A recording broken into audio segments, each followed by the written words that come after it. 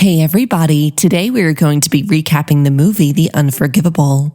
Sandra Bullock, who stars as Ruth Slater, attempts to readjust to society and tries to see her younger sister after 20 years of incarceration. The crime committed was pretty heinous, and there were several people whose lives she affected by the crimes she committed. Ruth serves 15 years of a life sentence in prison after killing a police officer when she was a teenager. Her probation officer reveals that Ruth's younger sister, Lucy, has since been adopted, but notes he can't tell Ruth where she is because of a no-contact order. Lucy was adopted by Michael and Rachel Balcombe. They also have a daughter of their own named Emily. Lucy, who is struggling with the pressures of college, gets into a serious car crash that leaves her in a coma at the beginning of the film. While adjusting to the life outside, Ruth begins working in a meat factory where she meets Brad, a co-worker with whom she begins having a romantic relationship with. John Ingram, a family lawyer, his wife Izzy, and their family move into Ruth's childhood home.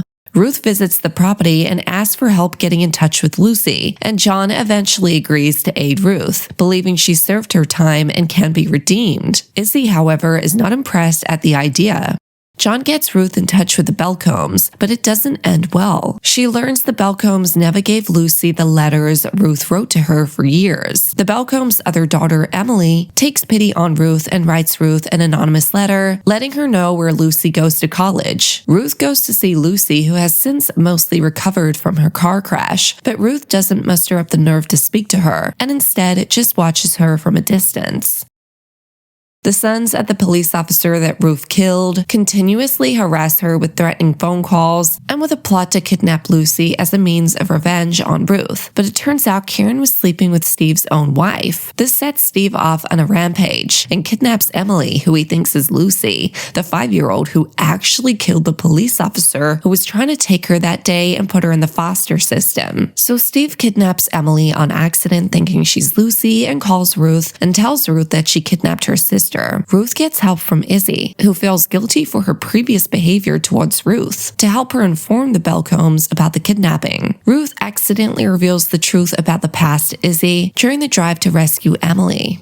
Many wonder why Ruth didn't tell the truth from the beginning, as Lucy was a child that may not have been punished as harshly as an adult for the crime. At one point in the film, Ruth had a flashback which revealed what had actually taken place. After Lucy killed the officer, Ruth drove her to a diner, and Ruth said that she's sorry for what Lucy had done. Lucy replied that she didn't know what Ruth was talking about. Clearly, Lucy had blocked out the trauma, and Ruth knew that even if the truth was revealed, it's not like Lucy would clearly remember what happened anyway.